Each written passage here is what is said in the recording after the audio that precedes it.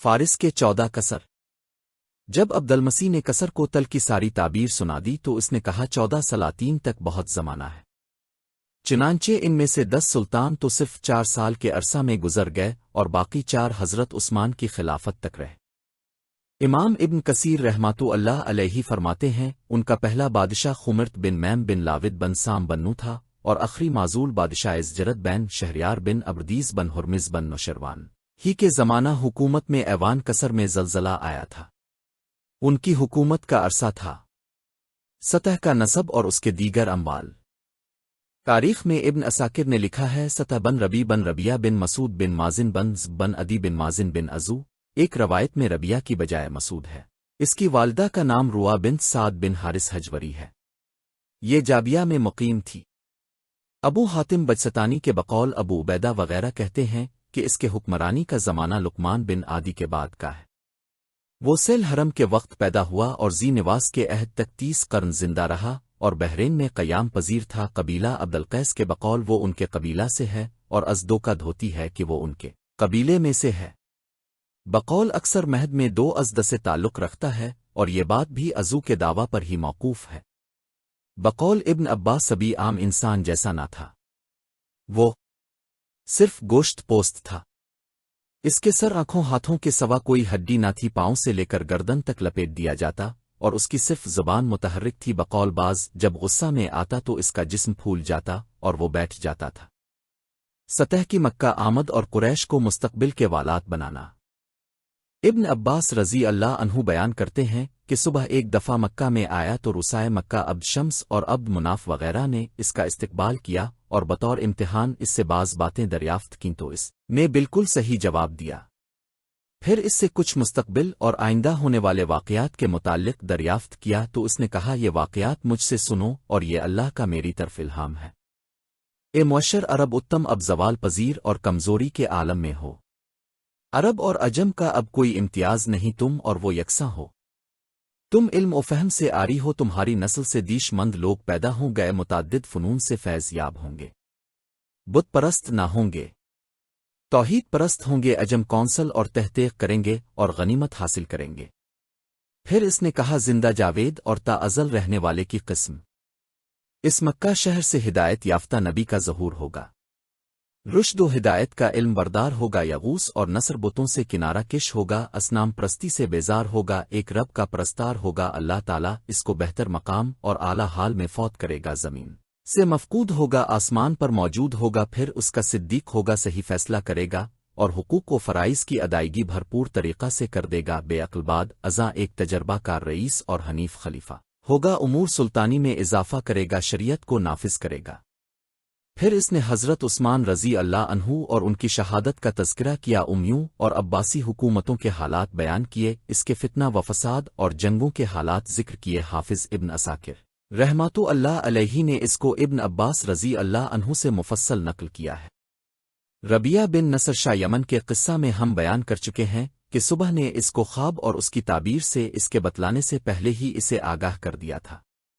پھر اس نے یمن کے علاقہ میں آئندہ تغیرات اور فسادات سے باخبر کیا، یہاں تک کہ اس نے سیف بن زیزن تک کے واقعات بیان کیے۔ پھر ربیہ نے پوچھا کہ اس کی حکومت دائمی ہوگی یا عارضی؟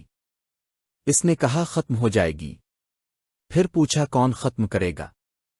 تو اس نے بتایا ایک پاکیزہ نبی، اس پر وحی نازل ہو گئی۔ پھر پوچھا یہ نبی کس نسل سے ہوگا؟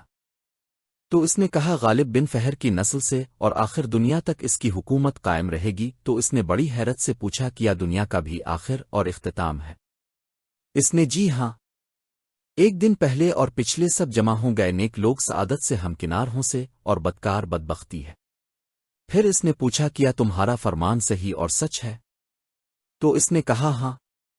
پھر اس نے کہا شام کی شفق اور سرخی رات کی تاریکی، چاند کی چاندنی کی قسم، کہا جن باتوں سے میں نے تم کو آگاہ کیا بالکل اور حق سچی ہے۔ شک کاہن نے بھی اس کی بالفاظ دیگر پوری تائید کی اور صبح کے اشعار میں سے چند درجہ ذیل ہے۔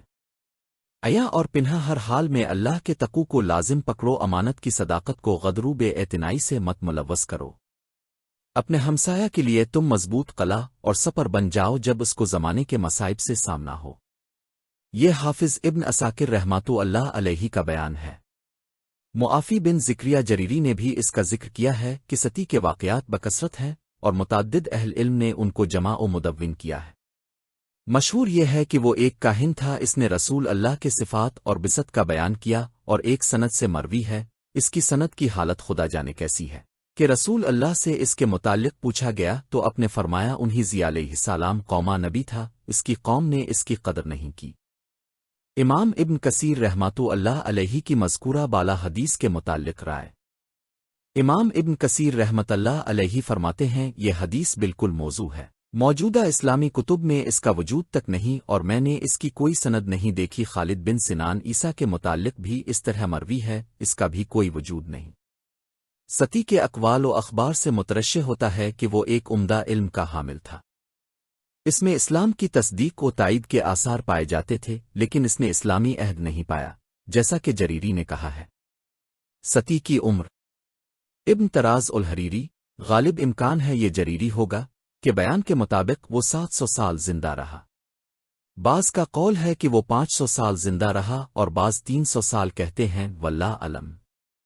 सती से इल्म का माखज़।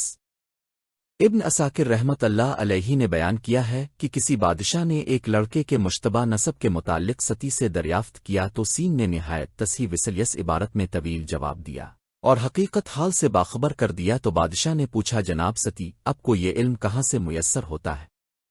तो उसने कहा, ये मालूमात मेरी नहीं है, लेकिन मैंने ये अपने भाई से अखज़ की है जिसने तौरसीना में वही सुनी थी। तो इसने मजीद पूछा, क्या ये तेरा हमजाद और जिन है जो हमा वक्त तेरे साथ होता है? तो इसने जवाब दिया, मैं जहाँ जाता हूँ मेरे साथ होता है और मैं इसकी बात नकल करता हूँ।